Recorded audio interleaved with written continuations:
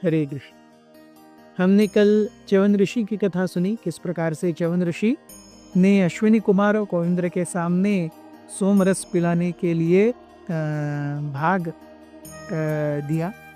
इंद्र ने ऐतराज किया, लेकिन च्यवन ऋषि ने अपने यौगिक बल से इंद्र को पूरी तरह पैरालाइज कर दिया और अश्विनी कुमारों को सोमरस का पान कराया।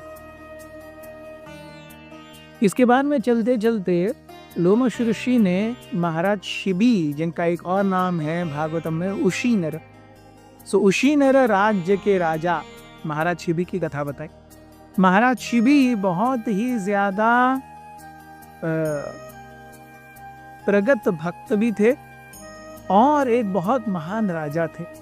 अपनी प्रजा का संरक्षण करने के लिए वो सारी चीजों को सहने के लिए तैयार थे। उनकी सहनशीलता और उनके दानत्व को देखने के लिए, उनके सेंस ऑफ गिविंग प्रोटेक्शन की परीक्षा लेने के लिए एक बार इंद्र और अग्नि ने दोनों ने मिलकर के एक प्लान बनाया। इंद्र ने एक बहुत ही बड़े बाज का रूप लिया, अग्नि ने एक छोटे कबूतर का रूप लिया।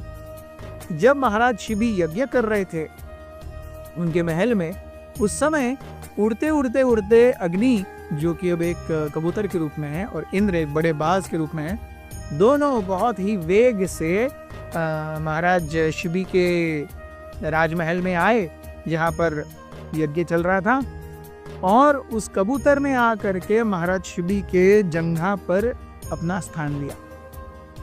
पीछे पीछे जब इंद्र बाज के रूप में आए और देखे कि अरे, इस छोटे कबूतर ने महाराज शिबी के जंघों पर या पैरों पर आश्रय लिया है, वे महाराज शिबी को संबोधित करते कहने लगे कि हे राजन,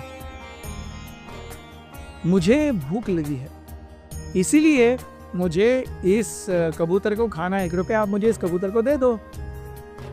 तो महाराज शिबी कहने लगे कि अरे, इस कबूतर ने मेरा आश्रय लिया है। एक राजा का कर्तव्य है, एक क्षत्रिय का भी कर्तव्य है कि जिसने भी उसका आश्रय लिया है उसको वो पूरी तरह से संरक्षण दे।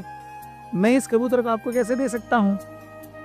तो उस समय बाज ने कहा कि हे राजन, देखो, जैसे ये आपकी प्रजा है वैसे मैं भी आपकी प्रजा हूँ।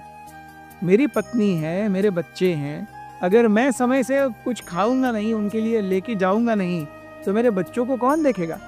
मेरी पत्नी मेरे बच्चों का संरक्षण कर रही है, तो उनके लिए खाना लेके जाने की जिम्मेदारी मेरी है। तो मुझे इस कबूतर का मांस चाहिए ही चाहिए, नहीं तो मैं मर जाऊंगा। तो महाराज शिबी कहने लगे कि अरे, अगर आपको मांस ही चाहिए तो मैं अरेंज करवाता हूँ, जितने हिरणों को चाहिए या जितने भैंसों का चाहिए आप मांस ले लो। उस समय इंद्र, जो कि बाज के रूप में, वो कहने लगे देखिए, मैं एक बाज हूँ, मैं एक पक्षी हूँ, मेरे लिए दूसरे पक्षियों का मांस ही सबसे उपयुक्त है, इसलिए आप मुझे कबूतर को दे दीजिए, नहीं तो मुझे मेंटेन न करने का पाप भी आपको लगेगा। महाराज शिबी ने कुछ क्षण सोचा और उसके बाद में वो कहने लगे कि अगर आप ऐसा कहते हो, आपके प्राणों की रक्षा करना भी मेरा धर्म है, मैं निश्चित रूप से मानता हूं। तो मैं क्या करूंगा, एक तराजू लाते हैं, उसमें इस कबूतर को रखते हैं और इस कबूतर के वजन के बराबर मांस मैं अपने शरीर से काट के आपको दूंगा। आपको कोई एतराज तो नहीं? बाज ने कहा बिल्कुल, मुझे एतराज नहीं। तो उस समय फिर महाराज शिबी बैठ गए और क्योंकि वो जंघा पर बैठे हुए थे, उन्होंने अपनी जंघा का खुद अपने हाथों से एक छुरी से मांस का टुकड़ा काट करके तराजू पर रखा। लेकिन आश्चर्य, वो कबूतर का पलड़ा अभी भी भारी है। उन्होंने और मांस काटा और उस तराजू पर रखा, फिर भी कबूतर का पलड़ा भारी है। उनकी पूरी जांग लगभग चली गई, दूसरी जांग चली गई। उन्होंने अपने कमर से मांस निकाला। महाराज शिबी जान रहे थे कि इसमें कुछ न कुछ तो गड़बड़ है, ये जितना दिखता है उतना साधारण नहीं है, क्योंकि एक कबूतर का वजन होता ही कितना है। तो दोनों कमर चली गई, उनके जंघा चली गई, धीरे धीरे धीरे उनके हाथ भी चले गए। उनके पास देने लायक मांस कुछ बचा ही नहीं। अल्टीमेटली उन्होंने सोचा कुछ नहीं है, ठीक है, मैं अपने आप को ही डाल देता हूँ, इससे ज्यादा तो और क्या कर सकता है। वो जब तराजू के दूसरे भार पर खुद ही लेट गए, उस क्षण जो कबूतर थे अग्निदेव में परिवर्तित हो गए और बाज जो थे इंद्रदेव में परिवर्तित हो गए। उन्होंने महाराज शिव की बहुत भूरी भूरी प्रशंसा की कि अरे क्षत्रिय को होना चाहिए तो आपके जैसा होना चाहिए। और उसके बाद उनको और ज्यादा सुंदर और ज्यादा युवा शरीर दे करके उन्होंने दोनों ने आशीर्वाद दिया कि आपके शरीर से एक स्वर्गीय गंध आएगी, आपके शरीर को कभी दुर्गंध नहीं प्राप्त होगी, ये हम आपको आशीर्वाद देते हैं।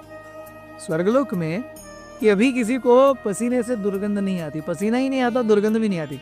अच्छा, ऐसा भी नहीं है कि टॉक्सिन्स बाहर नहीं आते, ऐसा भी नहीं है। उनका शरीर हमेशा एक अलग ही प्रकार का मादक द्रव्य छोड़ता रहता है, उनको सेंट और डिओ लगाने की कोई जरूरत नहीं होती।